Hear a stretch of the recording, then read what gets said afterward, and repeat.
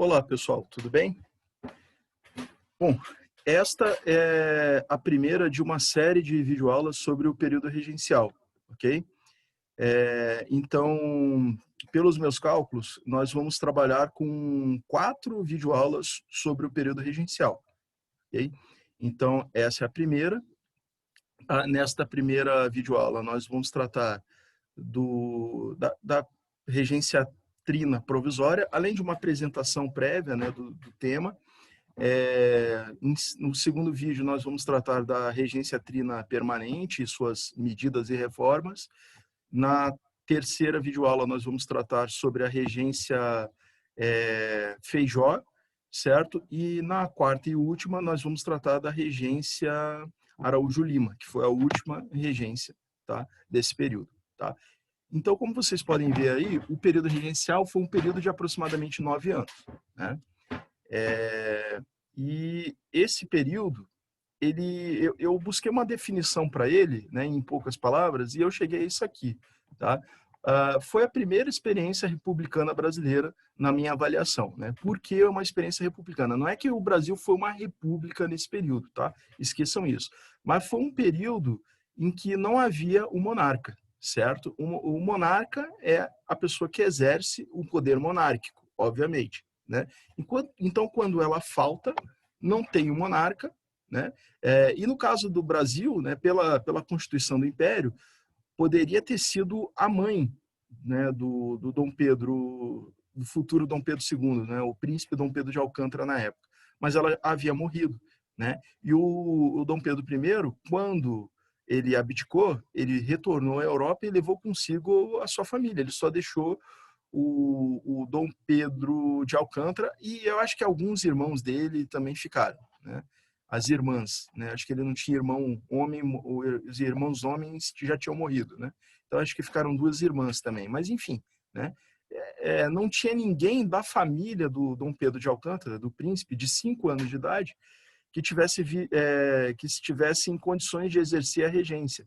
Então a regência ela passou para os políticos do Império, certo? Então a responsabilidade por governar o Brasil passou para os políticos, certo? E como é que se chegava a regente? Né? Se chegava a regente por meio de uma eleição. Logo, né, isso é muito semelhante à república. Se não é uma república, é muito parecido. Né? Então, eu considero que o período regencial foi a primeira experiência republicana brasileira. Né? Digamos assim, governaram o Brasil sem ser através de um monarca, né? Governavam em nome de um monarca, mas não eram através de um monarca. Okay? Não tinha sido um monarca que tinha escolhido aquela pessoa para governar o Brasil. Foi a primeira vez que isso aconteceu, certo? A pessoa chegava lá por meio de eleição, ok? Então, por isso que eu considero o período regencial a primeira experiência republicana brasileira. Então, vamos lá. Quais foram os fatores do período regencial? Primeiro, a abdicação do Dom Pedro I, que criou um vácuo de poder. Né? Esse vácuo de poder que foi ocupado por quem? Pelos políticos do Império, que passaram a disputar o poder entre si. Né? E aí a gente vai ver as consequências da disputa pelo poder entre os políticos do Império. Tá? É interessante ver isso. Né? O vácuo do poder deixado pela abdicação do Dom Pedro I criou um ambiente de disputa política. Tá? E aí a gente vai ver as consequências disso para o Império. Ok? Rivalidade entre o Partido Brasileiro e o Partido Português. Sim, porque essa rivalidade ela já havia começado antes mesmo da independência. Né? Havia aqueles, né, que eram designados como brasileiros, que defendiam instituições liberais, defendiam a monarquia parlamentar ou então até mesmo a república. Né? Aqueles que eram contra o absolutismo, né? Aqueles que eram a favor da independência do Brasil. Esses caras eram o Partido Brasileiro. Por que está entre aspas? Porque não era exatamente um partido e não necessariamente todos os membros dessa corrente de opinião eram brasileiros. Né? Então, por isso é aspas, né? Partido Brasileiro. Né? E o antagonista do Partido Brasileiro era o Partido Português, que era formado por pessoas que eram a favor da monarquia, que eram de tendência absolutista, né? Depois da independência, o Partido Brasileiro ficou contra a Constituição de 1824 e o Partido Português ficou a favor da Constituição de 1824, que foi a Constituição outorgada, a Constituição imposta, certo? E, sobretudo, o Partido Português era a favor do uso do poder moderador, era a favor do Conselho de Estado e era a favor do Senado vitalício. O Partido Brasileiro era contra tudo isso, certo? Então foram definidas essas duas correntes de pensamento político, essas duas correntes de pensamento político, de ação política, e que eram antagonistas entre si. A gente viu que no final do primeiro reinado, as disputas entre os brasileiros e os portugueses, elas foi se tornando cada vez mais violenta, né? E então isso, inclusive, ajudou a acelerar o processo de abdicação do Dom Pedro I, ok?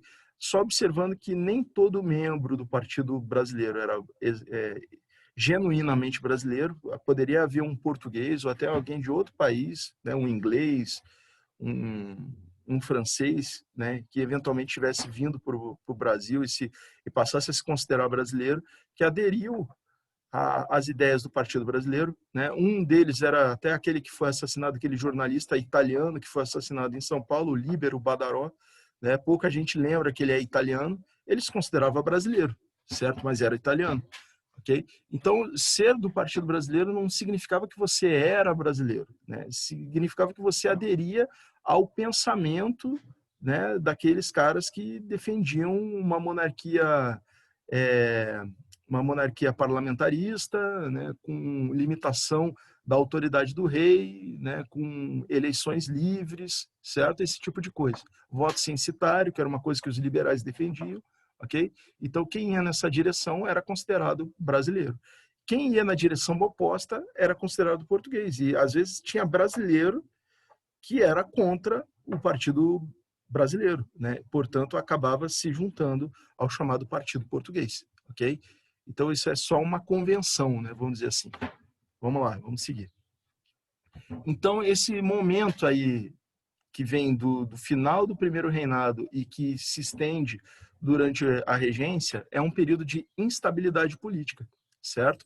Instabilidade política por quê? Porque havia muita disputa e as correntes elas não concordavam uma com a outra, né? Uma tentando eliminar a outra, né, por assim dizer.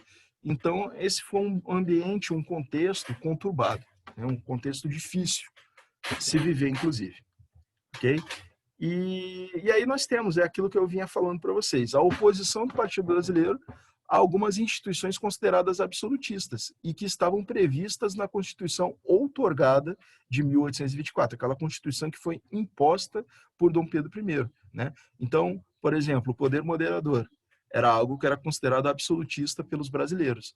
O Conselho de Estado, idem. O Senado vitalício, idem. Ainda que o Senado fosse composto, né, por pessoas que eram eleitas numa lista tríplice, né, os 3 mais votados, um era escolhido pelo imperador.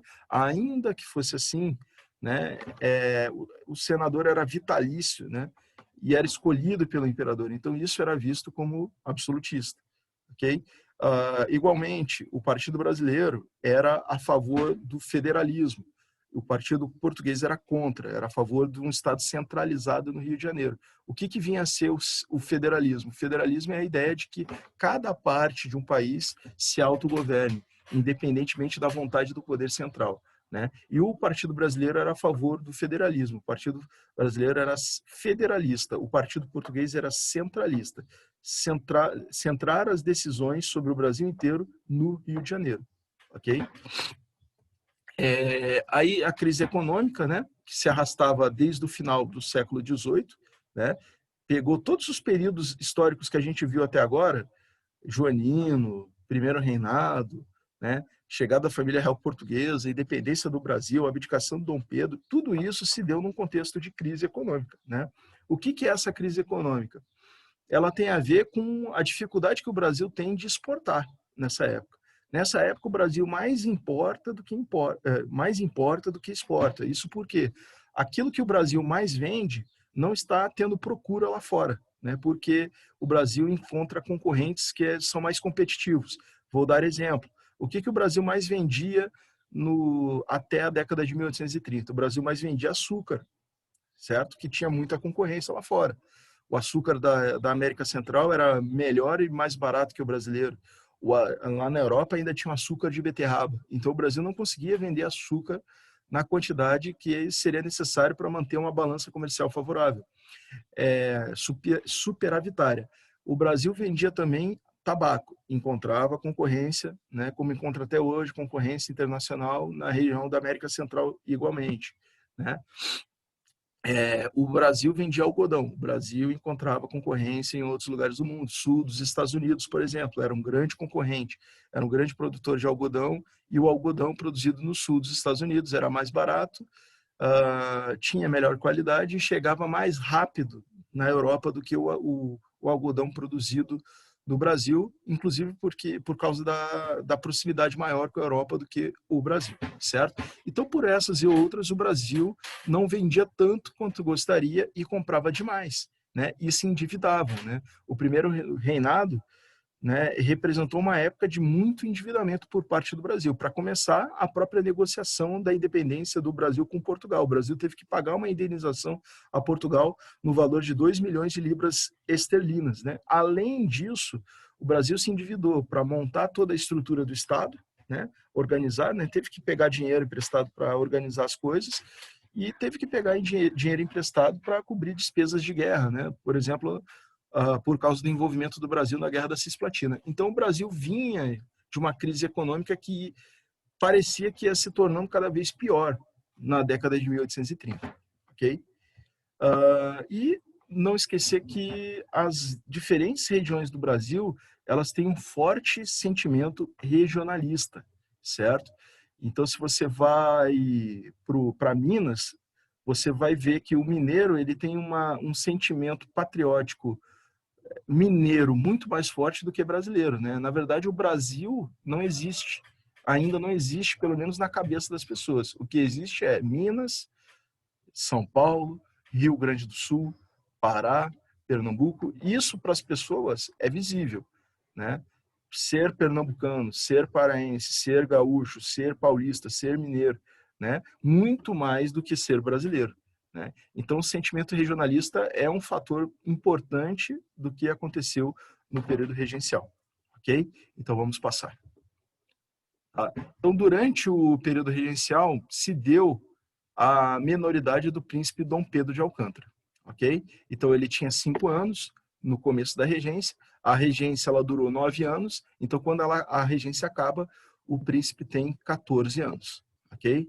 E aí você tem ao redor dele 3 regentes, por quê? Porque, na verdade, pela Constituição do Império, deveriam ser escolhidos, na falta de um parente em idade adulta que governasse pelo príncipe, deveriam ser escolhidos 3 regentes para governar o Brasil.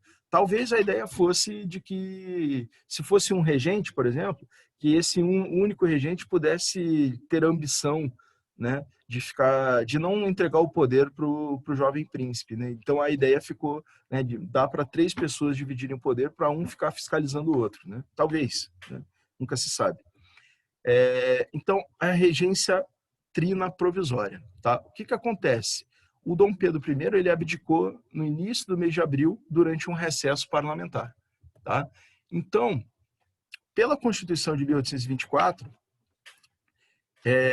o Senado e a Câmara Geral do Império deveriam se reunir para escolher quem seriam os regentes. No entanto, havia um recesso parlamentar. Isso significava que a maioria do Senado e a maioria da Câmara não se encontrava na capital naquele momento, né?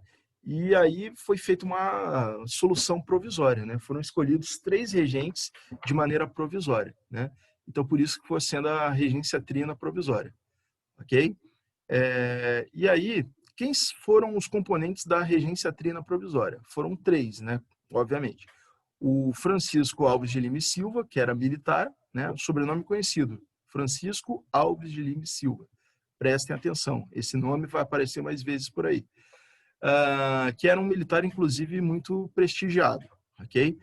O fazendeiro Nicolau Pereira de Campos Vergueiro, que era liberal, e o advogado José Joaquim Carneiro de Campos, conservador. tá? Que era o Visconde de Caravelas, né? Que era um conservador, advogado conservador. Tá? A regência trina provisória durou até a eleição da regência trina permanente, tá? No dia 17 de junho de 1831. Tá?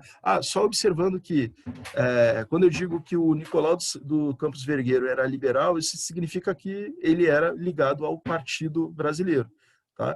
E quando eu digo que o José Joaquim Carneiro de Campos, o Visconde de Caravelas, era conservador, eu estou dizendo que ele era português, do Partido Português, tá? Sempre aspas, né? Partido Brasileiro, entre aspas, e Partido Português também, entre aspas. Vamos lá. Então, a regência trina provisória era composta por um militar, um liberal e um conservador, tá? Eu falei Visconde, era Marquês de Caravelas, perdão, ok? Então, estão aí os três, ok? E, né, o Francisco de Lima e Silva, né, um sobrenome aí que vocês já devem ter ouvido falar, né? Era brigadeiro do Exército. Vamos passar. Tá?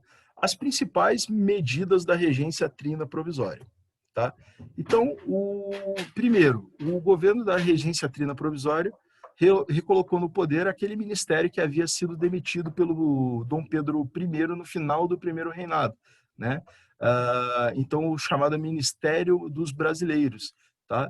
E procurou dar uma tranquilidade, passar uma imagem de tranquilidade para a população do Rio de Janeiro, principalmente, né? Calma, o pior já passou, né? Dom Pedro I já está longe, vamos acalmar, porque o Rio de Janeiro, sobretudo, estava em clima de rebelião naquele momento, né? Vivia um clima de rebelião, tá? Então, veio essa onda de tentativa de tranquilização da população por parte da regência trina provisória, tá? E aí, seguindo essa ideia, né, os presos políticos foram libertados, né? Aqueles que tinham sido presos por fazer oposição ao Dom Pedro I foram libertados, né? E também houve uma mudança no exército, né? O exército ele causava muita desconfiança, principalmente nas elites imperiais. Por quê? Porque ele era dominado por portugueses, né? A alta hierarquia do exército brasileiro era dominada por portugueses, era uma herança, né?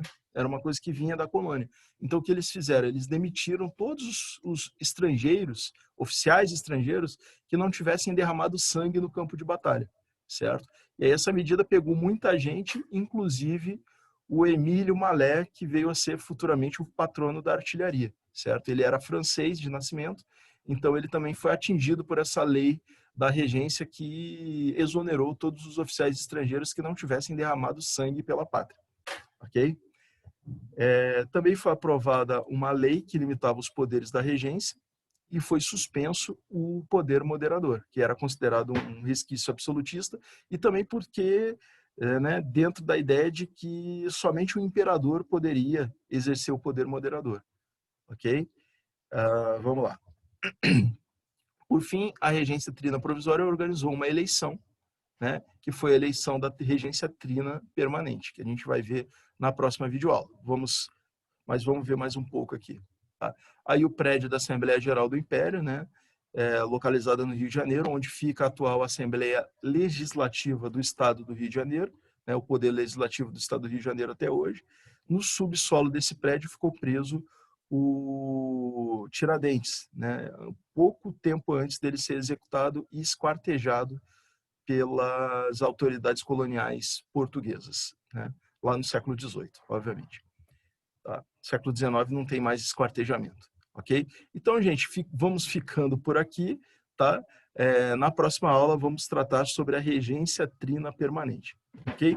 Muito obrigado pela sua audiência, tá? Vamos encerrando por aqui. Obrigado.